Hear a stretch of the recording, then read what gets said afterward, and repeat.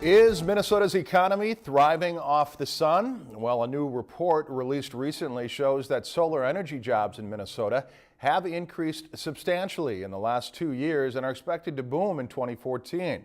Jamil Doneth explains where this spike in solar workers is coming from and where it could be going in the future. Corey Hawley is part of a sustainable energy program that trains students in solar industry jobs. I actually started out with a renewable energy certificate. I went through the wind program and the solar program. Programs like this one at Northwest Technical College in Bemidji reflect a recent boom in solar workers in the state. At the college here, we're always trying to see what's coming in the future so we can train for the future. The Minnesota Solar Jobs Census released data showing a nearly 73% increase in solar workers from 2012 to 2013. 40% of those jobs in manufacturing and 25% in installation.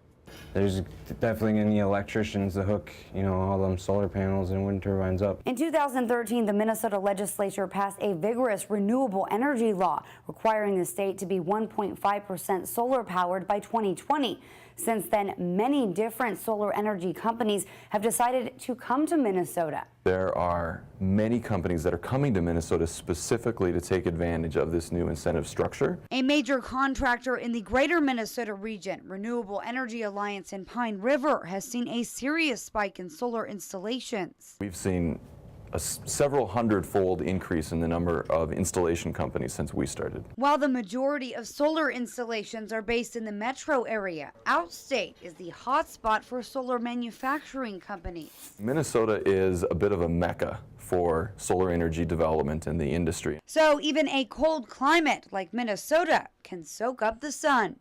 Jamil Doneth, Lakeland News. The Solar Foundation study projects a 28% job growth within the next 12 months. Minnesota solar employers expect to add around 250 jobs this year. And that's our Jamil Doneth's last story for us here on Lakeland News. We said farewell to her last week. She had one last story prepared for us for this week. So we were one last dose of Jamil for the audience, and a good story as always from her.